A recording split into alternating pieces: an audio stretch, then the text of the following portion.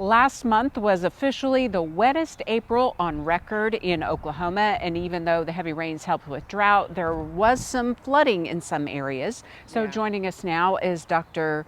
Amy Hagerman, our ag policy specialist. And Amy, kind of just what's the narrative and some of the initial guidance for producers who may have been affected in their fields?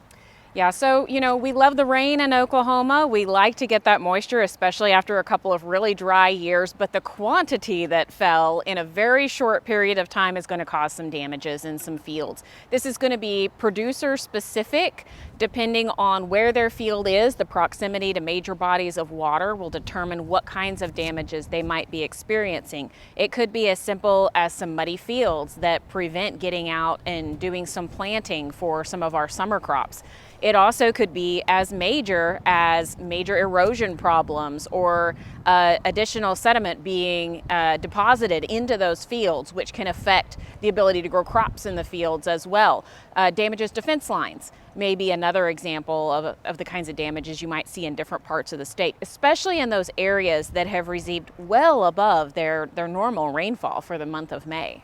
And the first step is usually to contact your crop insurance agent, right? Absolutely, yeah. So the first thing is if you feel like there's damages to those crops or there'll be prevented planting on those fields, contacting the crop insurance agent, getting someone out there to actually look at those damages and come up with a plan before actually taking any action in that field that could change what's covered under your policy. And typically you would reach out to your local NRCS office, a conservation district. They can all work together and provide some guidance on where to even start.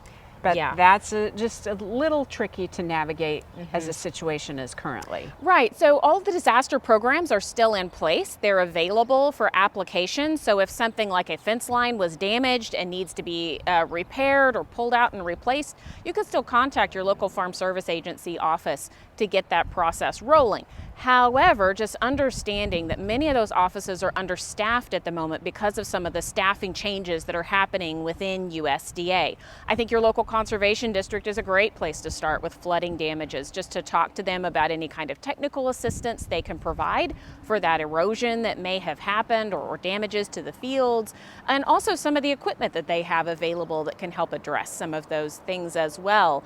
Conservation districts, of course, still have their doors open. Their partners at the NRCS may be understaffed at the moment because of the changes that are happening, and we won't really know what this will look like long term, either for FSA or for NRCS or rural development or any of our other USDA state offices until Secretary Rollins comes out with her reorganization plan later this month. As we know, it's a crucial time for wheat as we are just a few weeks away from harvest. Summer crops going into the ground. It's also storm season in Oklahoma. So just general guidance for folks, just that preparation piece. We want to be sure to mention a little bit of that today. Absolutely. There's always room for additional preparedness, right? Because preparedness varies with the season that we're in, with the risks that we're facing, with the risks that we've already experienced going forward. So certainly now is a good time to make sure your insurance coverage is looking good. Usually January is a great time to do that, but right now going into storm season, if you haven't done it yet, now's a good time to do it. Also thinking about things like where you've got your equipment stored, right? Making sure that they're in a place that's safe for in case there is flooding or hail or any of these other normal spring risks that we experience here in Oklahoma.